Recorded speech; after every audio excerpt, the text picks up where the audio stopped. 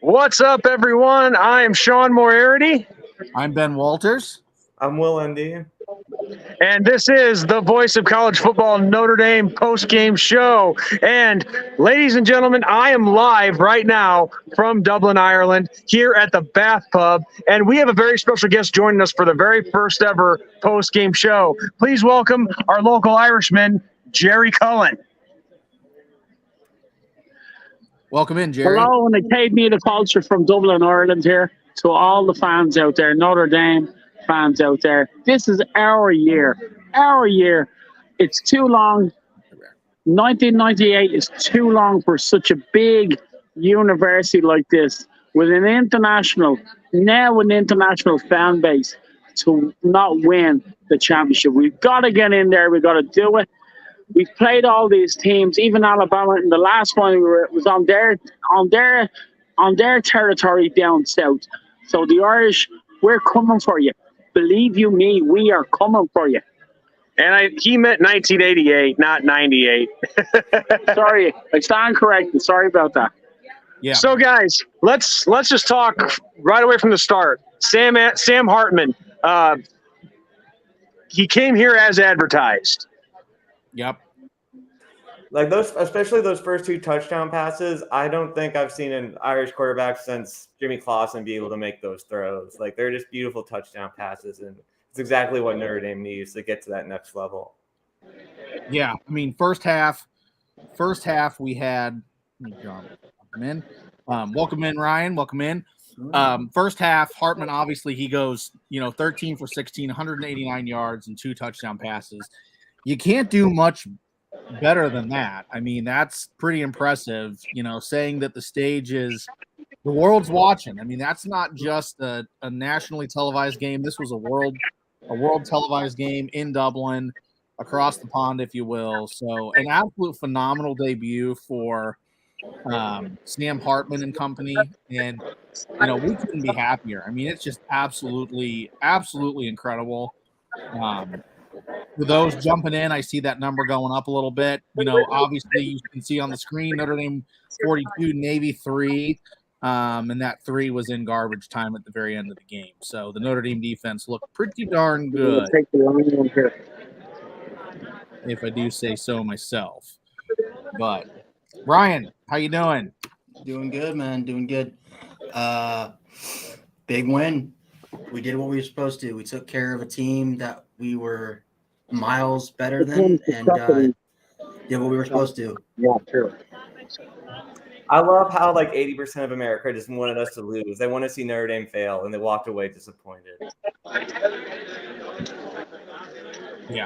Yeah. No, it's always excellent to rub it in the face of the haters, because obviously Montana said it perfect at halftime when he was being interviewed. You either love or hate Notre Dame, and the vast majority of people in college football hate Notre Dame. So it is nice to put up 42 points and get it rocking and rolling right from the beginning. No heart attacks, no false scares, nothing like that. Superfan welcome in.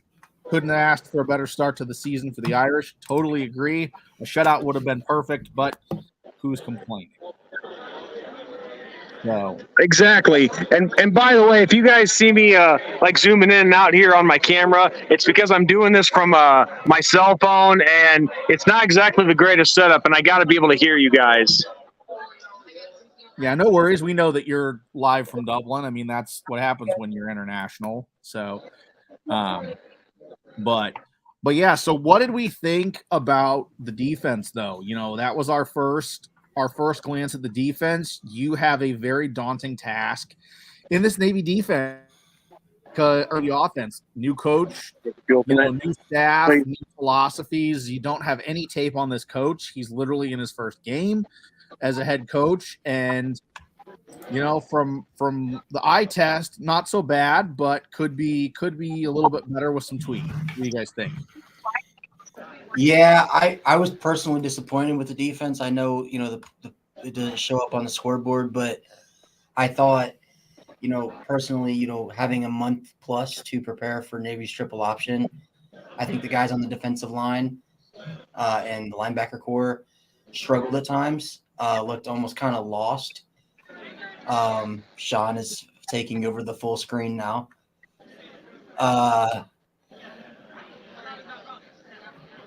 What happened there? All right. Anyway, normal programming. The defensive line, struggled at times, looked lost. I've seen a couple times Jordan Botello run into an offensive lineman for no reason, and then a lot of missed tackles. It looks good on the scoreboard, 42-3, but Navy really didn't have that hard of a time going down the field against us. A lot of the times we got stops was all Navy self-inflicted stuff. Yeah.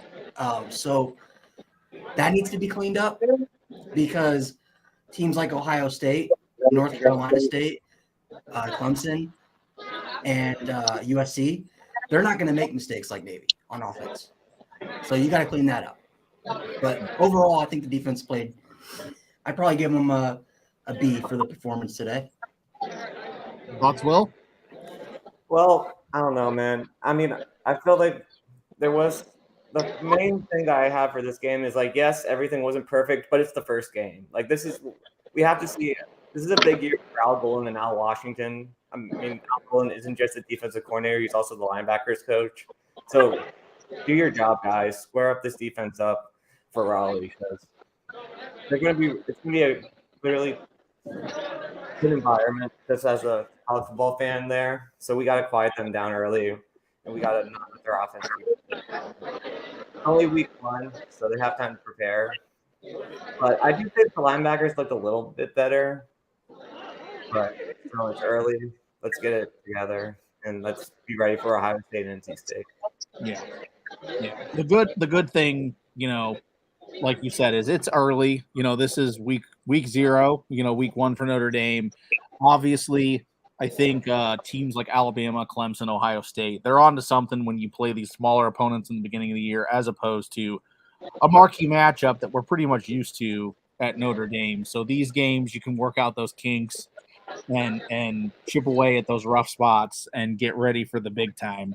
That is, the first big test is obviously NC State and then Ohio State. But, the D-line, in my opinion, was okay. The linebacking core was good. They made up those bad situations that we ran into. Obviously, Leofau and Bertrand, led the way. I mean, obviously, both of those dudes we all know about in the Notre Dame community.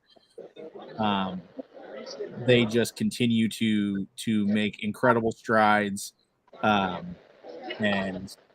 couldn't have asked for a better performance from those two guys. But yeah, the D line needs to work on penetration and all that. But other than that, that defense did a decent job, but not a perfect job. Honestly, Ben, you could just tell, like, the defensive line, there's some new guys along that edge in the line that haven't had much experience playing against Navy. Yeah. And like I talked about when we did our show for last week, it's different. You can practice against the triple option all you want in practice. Yeah. But as a guy who played high school football, played football in general, practice is completely different than playing in a live game. Oh, yeah. Completely different. There were times where, Jordan Botello looked lost out there. There were times he looked great out there. That's going to happen when you have guys that haven't played much college football, especially live college football. Overall, though, I don't think we'll see the defense struggle as much against the run because I know people, like especially Ohio State fans on Twitter, are like, oh, if Notre Dame defense plays like this, Ohio State will tear you guys up. Ohio State didn't win the triple option. Right. So, yeah, that's why it looked worse than it was. Trust me, if Notre Dame was in their normal set defense, it would look a lot different. Well, guys, ask Ohio State. They played Navy before, and Navy took them down to the wire. Yeah. No, it's not easy playing the triple option. There are very few teams that play the triple option or run it, I should say, that run it these days. It was the service academies, and then obviously Georgia Tech, but Georgia Tech's kind of gone away from that. Air Force has gone away from it and created their air raid, which makes total sense for Air Force. But back to Navy, yeah, I mean, we've seen in the past with Coach Ken before Newberry took over that he always brought out a special playbook and package for the Fighting Irish, and it was always really, really hard to prepare for. So, tape is always a very, very difficult thing to watch for this Navy team. I mean, that's just how it is. Jackson Johnson, what's up, Notre Dame Nation? What's up, Jackson? Nice to have you here. But yeah, I mean, this is how it goes when you fly halfway across the world, and the time change is different, and you're playing a team that you don't have a lot of tape on, and that offense is meant to give you fits to begin with. I mean, there's a reason that people very much struggle against that Navy triple option. So yeah, and one of the biggest things I loved from this defense was the red zone defense. Yes, much better than last season already. Big improvement. Agreed. And I also want to talk about the fact that, can we all talk about how nice it is to actually have a top 5 quarterback in college football? Yeah. Oh man, don't get me started. I love it. Just the move that he put on that Navy defender that was a free rusher, and he sidestepped him, Aaron Rodgers style, and hit Jaden Gray. I'm like, this is so nice. Like, we haven't had this since I've been alive, at least. I mean, Brady Quinn was good. Trust me, Brady Quinn was really good. But I don't know if Brady Quinn does that. But, I mean, dude, Sam Hartman, you can say all you want. It's Navy, 4 touchdown passes in a Notre Dame season debut for a first-time start. That's elite. Yeah. To me. Yeah. Of course. You know what? And I'm tired of it. I want to say this real quick. For all the fans out there that are saying, oh, well, this is Navy, Drew Pine could have done this. Ohio State fans specifically. You'll say that about Sam Hartman and Notre Dame because it's Notre Dame. But when Caleb Williams goes out tonight and throws for 4 to 5 touchdown passes, nobody will say, oh, it's San Jose State. They'll just drool all over Caleb Williams. So keep the same standards, people. Well, Ryan, we should be used to the hypocrisy by now when it comes to that, the picking and choosing and all that. Yeah, I mean, we did what we were supposed to, but give Sam Hartman credit. Yeah. Well, I mean, you could look at Hartman's numbers. Let's switch over to that since we've been talking defense.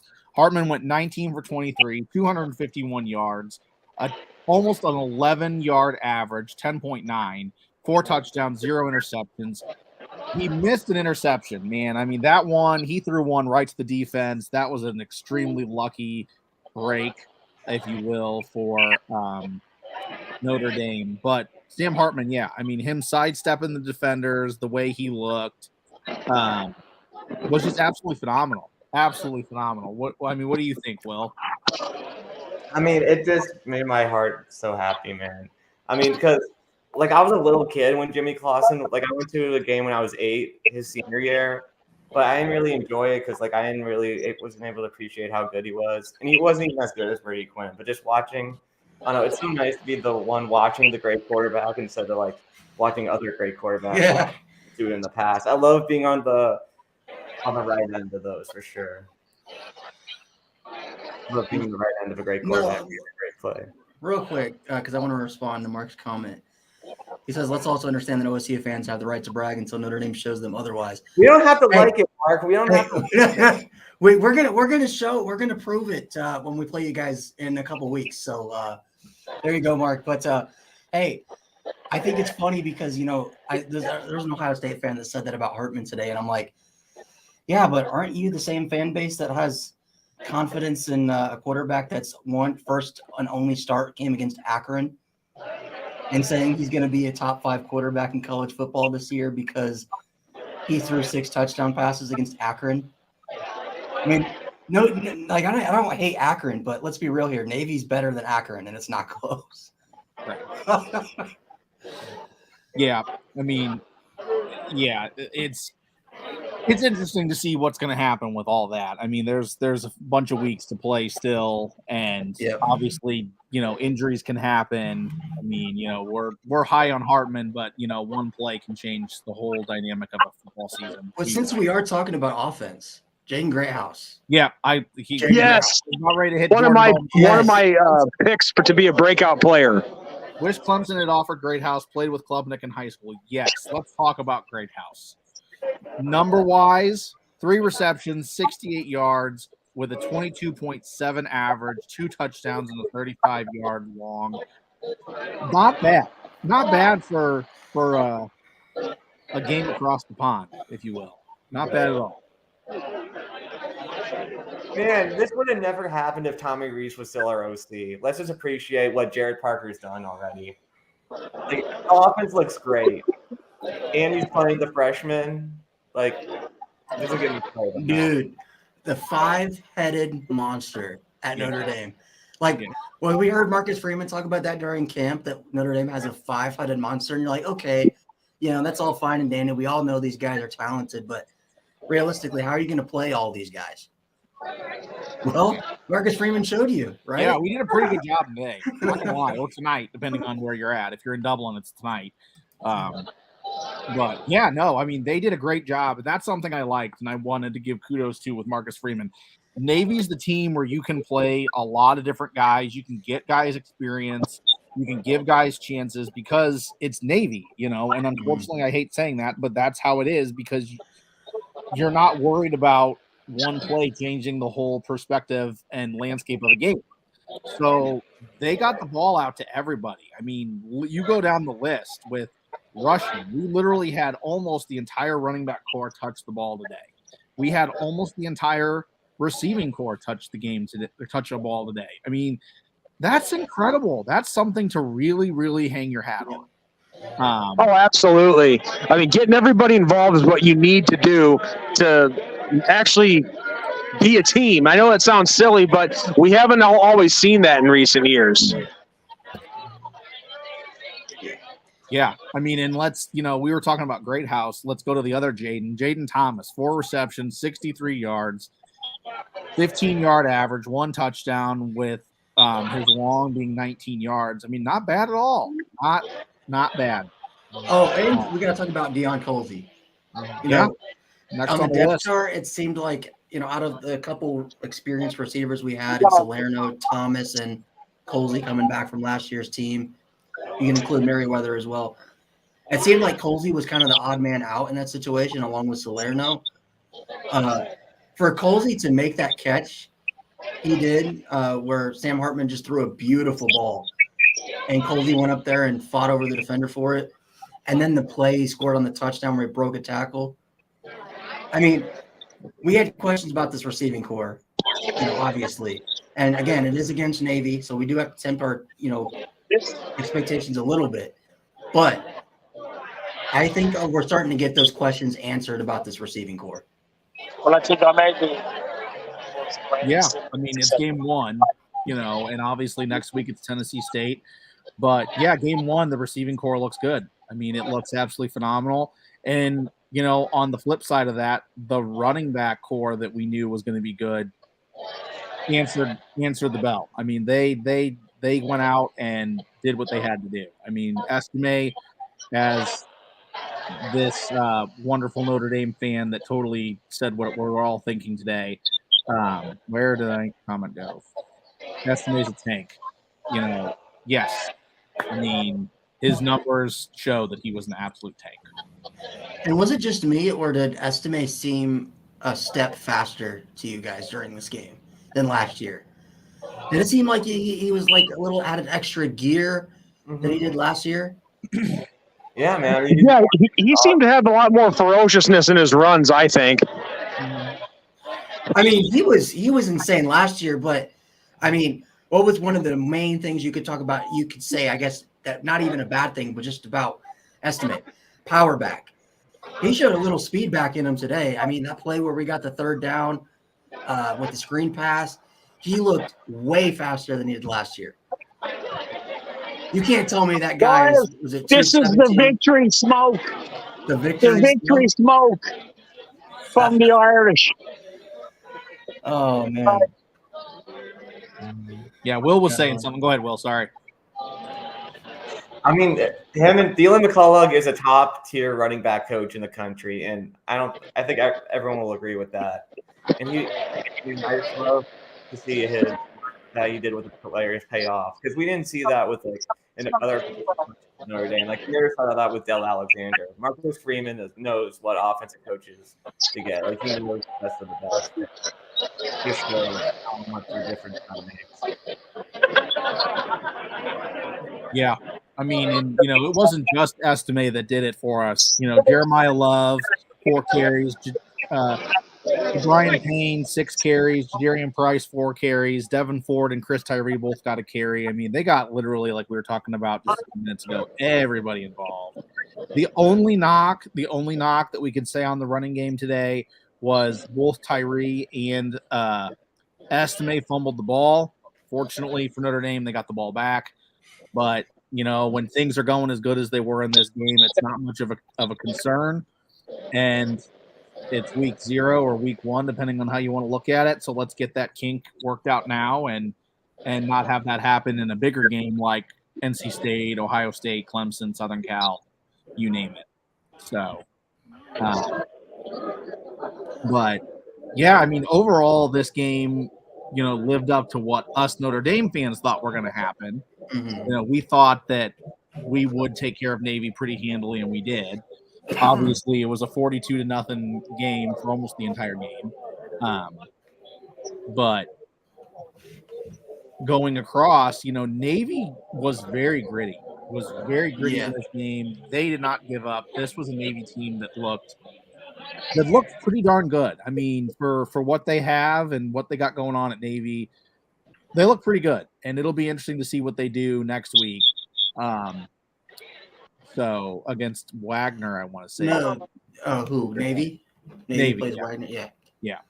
So, I mean, looking ahead, we got Tennessee State next week. Should be another, cakewalk game. Should be another game. We'll see a lot of these freshman guys, these younger guys get more playing time. Hopefully, we'll get to see, Angeli and Minchie get some, actual reps where they're not just told to hand the ball off in garbage time. Because I want to see what we've got in those two guys. Real quick to go over Mark's comment, 10 Ohio State quarterbacks in 2001 had never started a game, and they all won championships or made the CFP.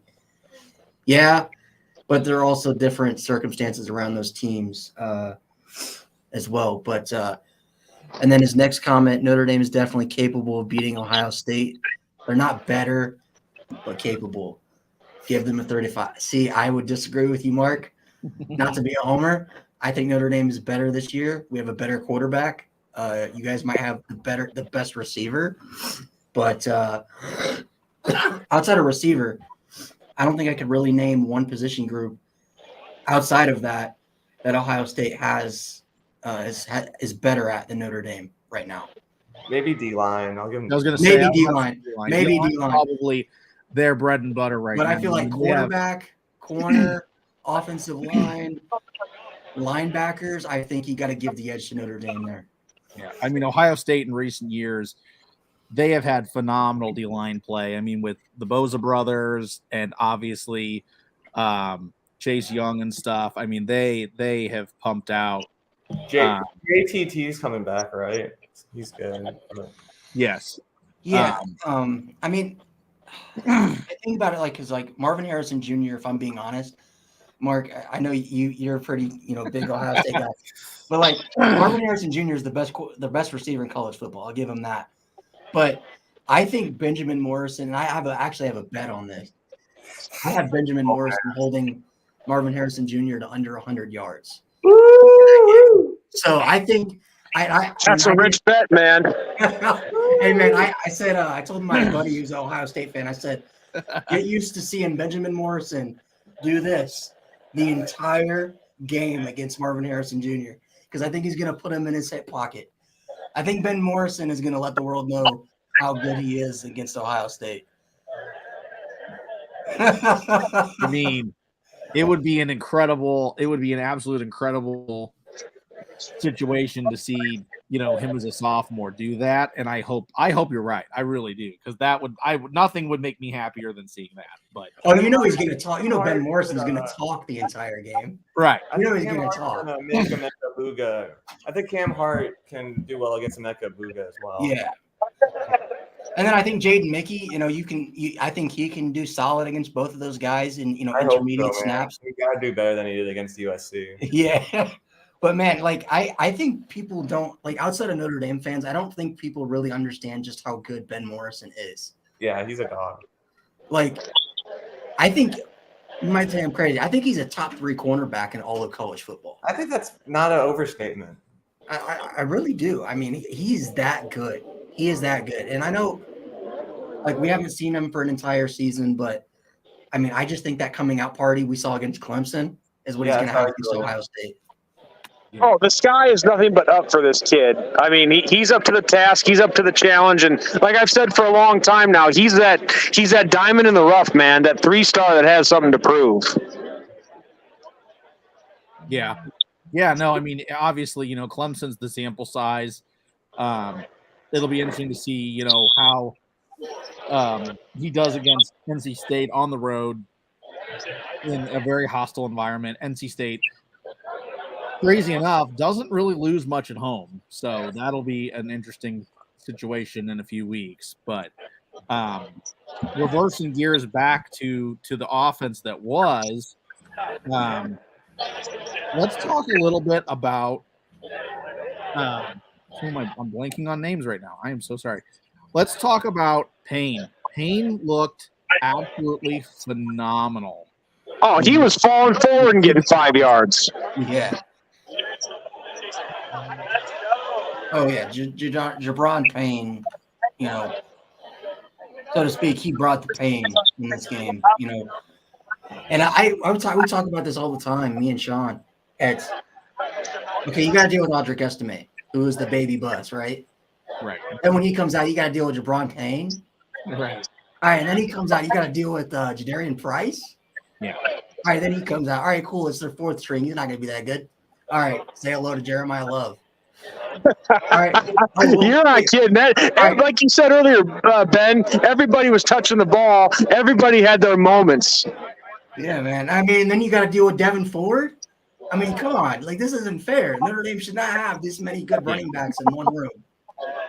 Yeah, I mean, and all of them had good averages. I mean, you look at the stats across the board. I mean, you just go down the list, and Estime average of almost 6, Jeremiah Love 10, Payne 5, Price 6. Sorry, I mean, so not bad. I mean, it's rocking and rolling, man. I deal with it. Oh, sorry, I'm getting distracted. Yeah, I mean, it was just absolutely incredible. It's so nice being a team like Alabama or Clemson or, Ohio State in the years that they've made runs to the national title and stuff, where it's just a revolving door. It doesn't matter if this guy's winded and we're going to put another guy in. We're just going to run the ball down your throat, or we're going to throw it on you. That's what Notre Dame's developing right now, and we're seeing the development against Navy, and this is the first step. This is the first step on the ladder and the first rung, and sky's the limit. I think what's going to end up happening this year is people are going to kind of Mark has a reason to feel this way as an Ohio State fan about Notre Dame, because, while Notre Dame has been one of the best programs the last, decade or so in terms of win percentage, yeah, we've choked in big games. But as Jordan Bowman, our fellow Clemson fan on here, can tell you, you sleep on Notre Dame, it can go sour on you quickly, especially last year when Clemson came to town. I think, like you said, Freeman's doing that. We got Sam Hartman. We got some guys behind him in Angeli and Kenny Minchie. CJ Carr coming in for 2024. I mean, Notre Dame's setting themselves up to be that revolving door. Notre Dame is setting themselves up to be the next Clemson, the next Georgia, teams that were never in really the national title picture before until the last 10 years. that start competing for titles. And I think that's where we're going to be. And I think for people to say that Notre Dame doesn't have a shot this year at winning a title, it's just not true. It's just not true. I think Sam Hartman is a quarterback that is a championship level quarterback that can win you a national title.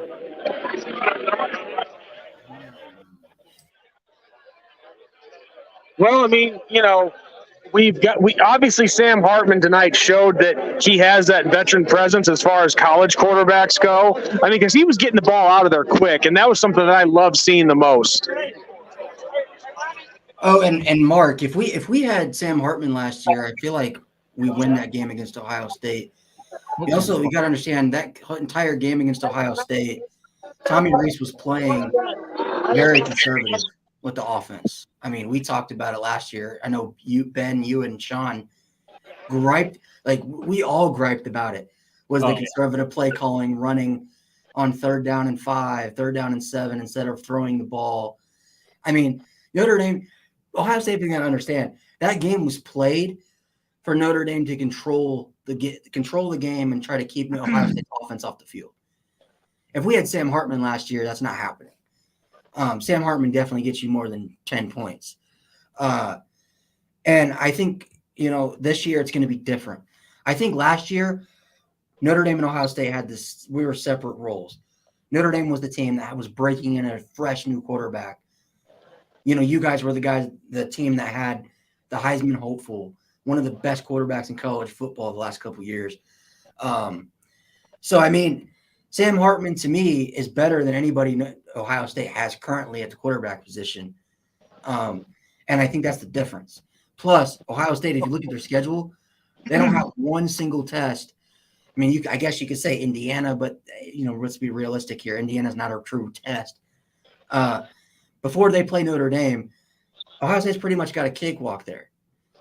I mean, and you're going to tell me that either Devin Brown or Kyle McCord, if you're an Ohio State fan, you feel 100% comfortable and assured that they're going to go into Notre Dame Stadium at night in a green out, breaking in a new quarterback, and it's just going to be, not that it's going to be an easy game, but you just, you feel confident about winning. I don't see it, man, because even if I was an Ohio State fan, I would be worried. Because you don't just replace guys like C.J. Stroud. I mean, Dwayne Haskins was one thing, but, man, C.J. Stroud was just a different level. And to expect Kyle McCord or Devin Brown to be that same level, I just think you're expecting too much. Well, one example that comes off the top of my head is look at back in the day with Vince Young and then the transition to Colt McCoy at Texas. Yeah. I mean, and I personally, Mark, I have Ohio State going 9-3 this year. I think, they lose to Michigan, Notre Dame, and Penn State. I just think it's not because I don't think you guys have a better overall team than at least maybe Penn State, Notre Dame, but it's the quarterback play. Mark bringing the heat, I like it. I mean, until I see Devin Brown or Kyle McCord prove they can, compete at that level and they can win big games, it's a wait and see with Ohio State because I know what Michigan has. I know what Penn State has. I don't know what Ohio State has outside of Marvin Harrison Jr. and Emeka Egbuka. Yeah. I think the biggest thing that Ohio State has, since we're focused on them right now, is Ryan Day. I mean, people can say what they want about Ryan Day. They can say, he should be on the hot seat, and look at what's going on. Okay, they're one play away from playing in the national title. I mean, if they had a kicker. If they had a kicker. Okay, and then also you almost literally beat the national champion that made TCU look absolutely abysmal. If Ohio State played TCU in that national championship, Ohio State would have been the champions. Yeah, I mean, that's a fact. You think they would have beat TCU? I think easily. Probably. Really? I think TCU's offense would have. I mean, Georgia's offense is pretty darn good. Was pretty darn good last year with Stetson Bennett and all that. And think the only thing I say is Ohio State's defense last year was pretty porous. Like they got tons of points dropped on them by Michigan, and I know football math doesn't work, but Michigan blew out Ohio State. TCU beat Michigan. So I mean. I know football math doesn't work, but I mean TCU. I feel like honestly, I feel like TCU and Ohio State would have been a close game. I'm not going to do that. Will, okay, let me ask Will this, and we're going to pause for a second since we're talking about Ohio State and dealing with them.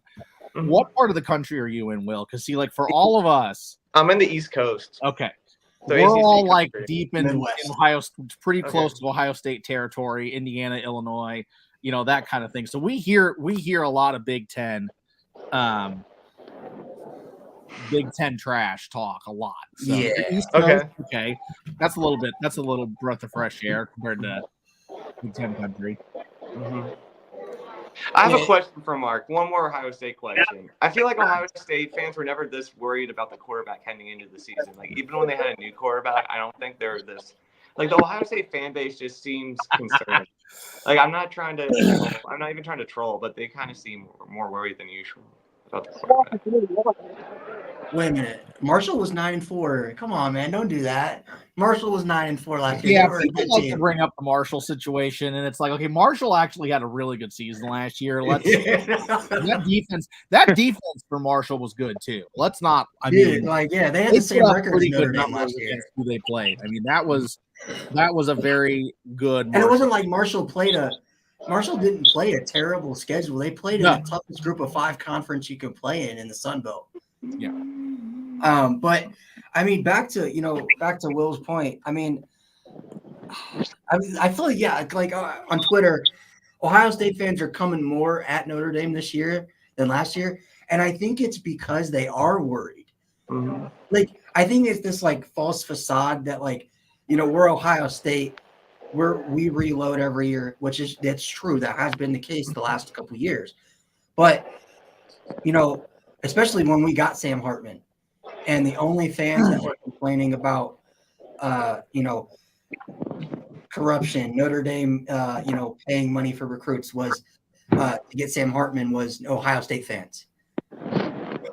Like, they were the ones screaming for Notre Dame to get like punished for that. But I mean, even after today's game, it's like almost we're living in Ohio State fans as rent free because they're commenting on Notre Dame posts that have nothing to do with Ohio State. Like, Ace Fawcett posted a tweet, Sam Hartman have a day, and it had his stats and a picture of Sam Hartman. All Ohio State fans just, hey, it was against Navy. It was against Navy. My grandma could do that in her sleep. Like, it was against it. Like, every single comment was Ohio State fans. Come on, man. Like, we can't live in that. The issue is, though, too, I mean, you should play the way you played against Navy today. I mean, that's and we've seen it. We've seen it in the past with Notre Dame. I mean, let's be honest. We've seen it in the past where we play down to opponents. That was a very, very big issue with Notre Dame. Don't get me started, please. Brian Kelly era. In the Brian Kelly era, there were lots of games where you're playing Ball State, you're playing Toledo, you know, like these MAC schools, and they're keeping pace with you. That's not something you should be having. Hey, wait, hold on. Well, it's definitely not a sign of progression on your team. I can tell you that much. Wait a minute. Since people like to bring up Notre Dame, wait, Mark, I gotta ask, what happened against Northwestern last year? Oh boy. I remember that game came down to the wire, and you guys were getting a little nervous over there, playing one of the worst teams in the country. But no, man, like, it's just insane how people treat Notre Dame so differently. And you know what? I think the reason people are saying online it's like, oh, it's Navy, is because they're trying to cope with the fact that Notre Dame didn't play down to their competition. And they're mad that Notre Dame didn't lose or almost struggle to win. So they're trying to come up with a different argument on why Notre Dame sucks. Oh, yes. Do we need to go over that one, too? I mean, I could go on all day about that. We can go over that.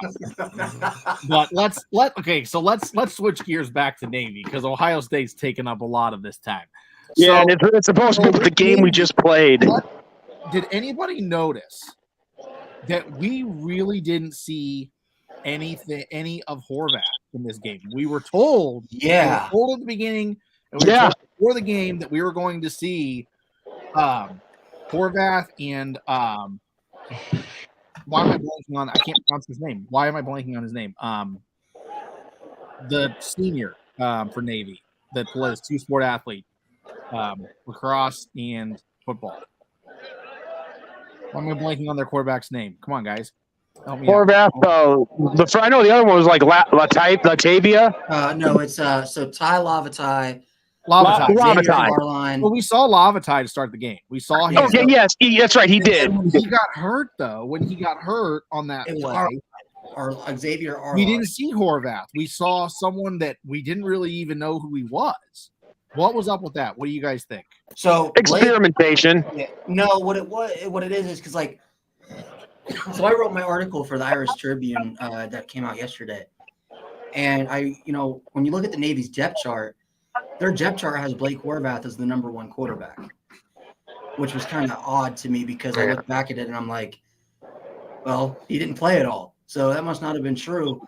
Ty came out, and I think what ended up happening was, Blake Horvath has not played a single down of college football yet.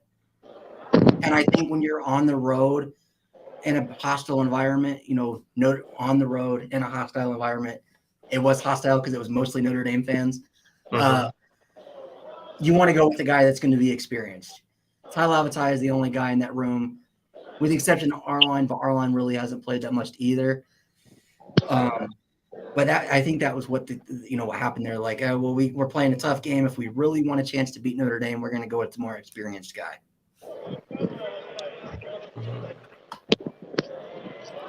Thoughts, Will? Anything? I mean, yeah. I just feel like his quarterback situation at Navy isn't great. I mean, but it's their coach's first new year. Newberry, that's his name, right? And I'm sure they'll get better. But right now, at quarterback, they just aren't at a great spot. And I don't think they'll do that well in the American. I think they can make a bowl, but I don't think they'll be as good as they were in like 2015 with Keenan Reynolds or 2019 as well. So we'll see if Navy can get better. So I got to hop out real quick. But no worries. I wanted to ask one final question before I leave. Are you guys worried about the kicking at all? Yeah. I'm glad you brought that up. Because that was one thing I watched, and I'm like, I wanted to see how Spencer Schrader did. And that was not, the PATs, whatever, but the one field goal he missed. If he would have just missed it, kind of like the Navy kicker did, where it was like slight to the right and whatever, but he missed it so far right that it's like, are you really good or are you just bad? Yeah. Well, in my opinion, I think I don't think it's only been one field goal attempt, and I don't think it's panic time just yet because it's the start of the season for everybody, and not everybody's going to be up to par with where they probably should be. Should we try the walk-on kicker that we have? I heard he was doing all right too. I mean, I know it's like, okay, that we just got this guy. Are we going to pull the plug on him already? But should we see what we got in the Tennessee State game, or should we just stick with Schrader? I'd like to see what we have in Bryce McPherson. That's his name. Yeah, I mean, his name. He was, I believe when he came out of high school, he was a 5-star kicking recruit. Okay, like a 5-star kicker. We don't ever hear that saying, but he was one of the top kickers in the recruiting class just a couple years ago. I mean, I'd like to see personally what he's got because he's got a pretty dang good leg on him. But it worried me when we got Spencer Schrader because I don't know if you guys know this stat, but he was just under 50% hit rate on field goals 40 yards or longer at South Florida, which that's not very good.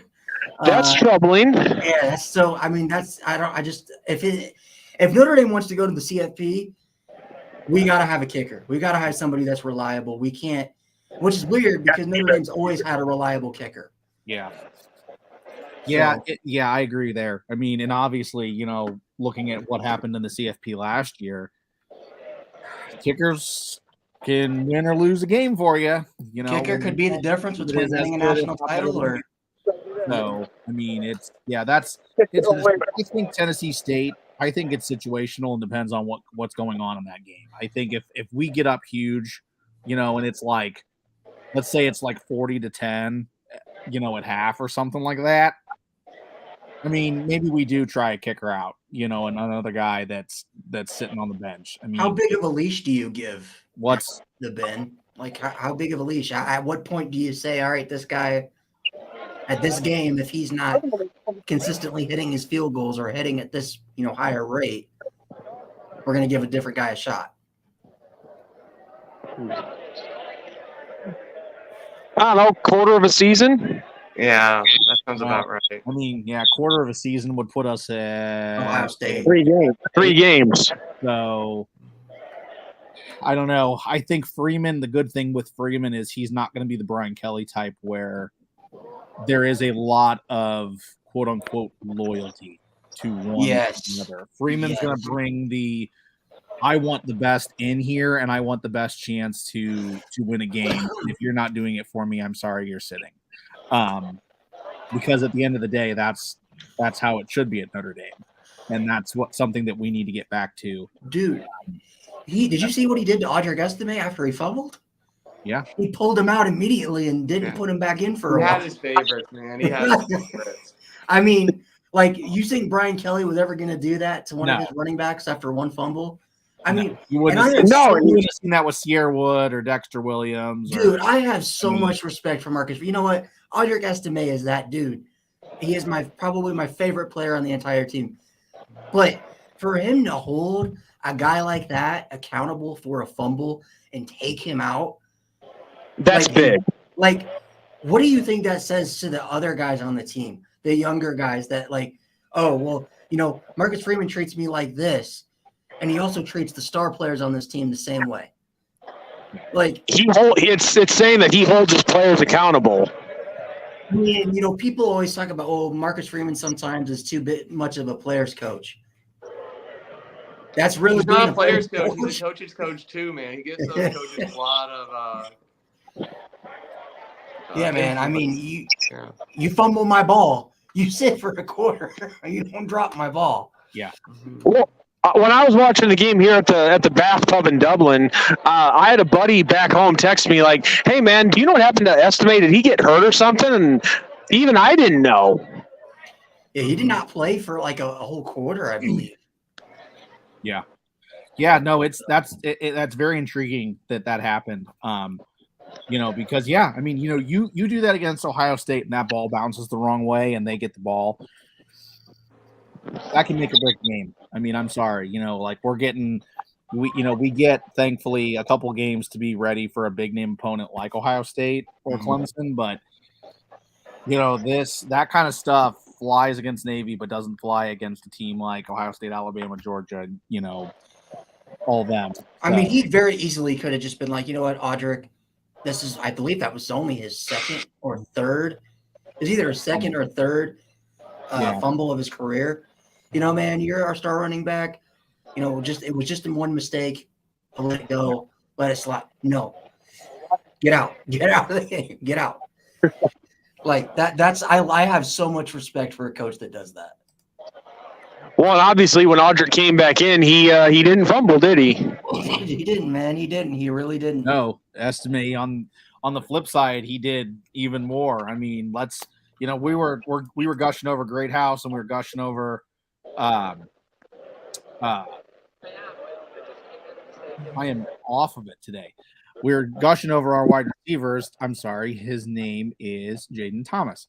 But what about that Estime catch? I mean, can we talk about that for a second? We got a 240 plus pound running back that makes a Odell Beckham style one-handed catch while getting just absolutely annihilated by a Navy defender. Good concentration. That's all I can say. That was incredible. He can do it all, man. He's a freak. Audric Estime is not an athletic freak, and we're so happy that we have him at Notre Dame. For sure. All right, guys. Well, I do got to hop out. I got some personal stuff going on, but no worries. Great game, and I'll see you boys for when we talk about Tennessee State. Nice having you on. That was Ryan Fravel. You can find him over at Week Zero Productions. No, that is not a joke.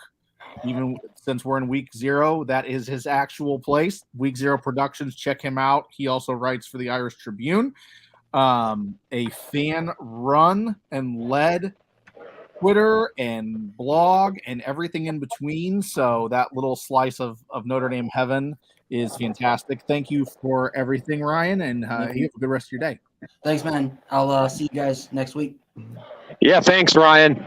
But yeah, Mac Daddy. I mean, let's hit this for a second. Mac Daddy. Yeah, it was Navy and not Ohio State. I mean, yes, and you know what? We're excited because for the first time in a long time, we didn't play down to an opponent that we normally play down to. I mean, that we were talking about that earlier before you hopped on here. We did what was expected. We covered the spread. We, according to Vegas, although I don't care about that, I do kind of use that as, a point of emphasis, but yeah, we looked good against Navy. That's the bottom line. And that makes us excited for this upcoming season, because if you're doing that against Navy, what are you going to do in games that truly matter is the big question mark. Exactly.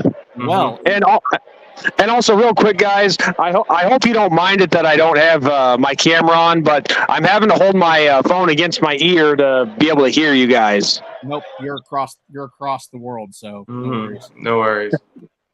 But, Well, I just wanted you guys to know that, because I know it looks, I don't know, I guess kind of weird, but now and so it's loud here too. I mean, people are having fun and celebrating the win, and it's been a good time over here. I can tell you guys that much. Yeah. But yeah, I mean, overall, this game was phenomenal. We did what we needed to do. We looked good. We got everything rolling except for a few things that are tweaks. They're tweaks. The kicking game is a tweak. The defensive line pursuit and penetration into the backfield and getting a push up front, that's a tweak. We looked good at times, but we also looked, out of sorts at times. So it's week 0. I mean, that's all you can say. We're going to see it. We're going to see a little bit of that tonight too. I mean, with Southern Cal and San Jose State, I mean, everybody takes a minute, to get really going. You guys look good, but remember, as Navy, don't just consider that I'm an LSU fan. I see these guys are getting excited down here. They better hold their role as well. Yeah, I mean, it is what it is. So I mean, this I'm not trashing this guy, but he's just kind of stating the obvious. Of course, we know it's Navy. Of course, we know it's game 1. I mean, there's things to work out. It's just how it goes. Mm-hmm. Yep. Yeah, it's a good first step. Good first step for the Irish. Oh, and real quick, by the way, Ben, Irv, I didn't get a chance to get him on camera, but Irv Smith wanted me to say hello to you. No, it was nice hearing from Irv. Mm-hmm. But yeah, Will, what is your final thought? Although we've heard a lot of thoughts, what's your final thought with this game? Like, the biggest takeaway from this game is the offense looks really good, and I hope the defense improves. That's the main takeaway I have from this game. And excited for the future of the season. I like it. Mm-hmm. John? My final takeaway is I'm feeling pretty good about the direction that we're heading in.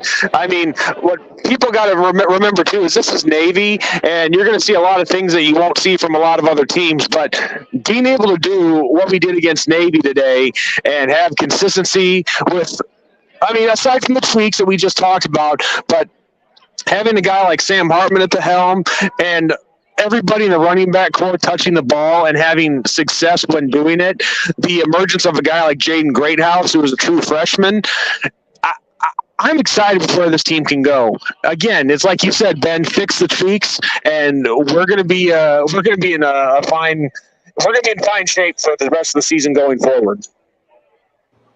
I agree. What does the schedule look like for Notre Dame? Next week, we play our first ever FCS opponent in Tennessee State. We officially are in that, but it'll be interesting to see Eddie George and an HBC, historically black college, in Tennessee State on the schedule. And then after them, we have NC State. And then after NC State, we have Central Michigan. And then Ohio State. So a couple easy matchups and then a couple hard matchups But of course, the main key is do not get too far ahead of yourselves. You got to take it one game at a time. Mm-hmm. Yeah, for sure. What do you think will be? Let's hit this real quick. Okay, we'll have Will, because both of us have done this. We did this last week or the week before for our live stream. Notre Dame record. My heart says 12-0 or 11-1, but my head says 10-2. But I hope we do much better. So it's 10-2, but I hope we do much better than that. Do I even need to answer this question? Yeah. I'm never gonna for this guy. Maybe he's seen us, maybe he hasn't. But just anybody watching right now who hasn't seen me and Ben on the Two Irish Brothers show, I'm never gonna predict us to lose. I can't do it. I refuse to do it because that's the kind of fan that I am. Because in my opinion, and this is not insulting anybody, but what kind of fan predicts his team to lose? Yeah. I mean, I think we have the potential to be 12-0 going into the playoff. I think floor is obviously 10-2. I think, when you play Clemson, Southern Cal, and Ohio State all within a few weeks of each other, that's a rough stretch. I mean, that's how it is. But floor 10-2, ceiling 12-0, and a conference and a college football playoff appearance. Hummus hero. There were a couple times where Navy receivers did break through coverage, but it's Navy's, it didn't matter. There was really only one, the second one, where it could have been easily a touchdown, no questions asked. It looked like our defender, and I'm blanking on the name of that defender, but he slipped. I mean, that was not like the guy beat him off the line or got him with a good move. As he was going to pivot back and go stride for stride with him, he literally slipped on the turf and fell.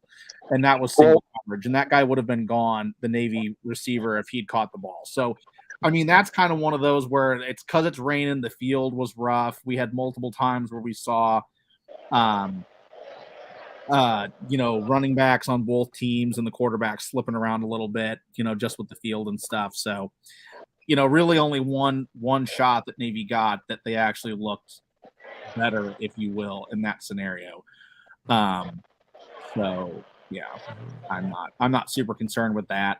That happens to everybody. I mean, you see that happens to Alabama, Clemson, Georgia, Michigan, you name it. Everybody slips and falls at some point. So well, and the rain over here, I can tell you for a fact, it's kind of gone back and forth. Like it'll be raining one second, then stop, or sunny the next, however you want to go. It's been back and forth. But I guess yesterday was a real bad rainy day because I stayed in yesterday and got some work done for tonight. But that's what it's been since I've been here on Tuesdays, back and forth rain.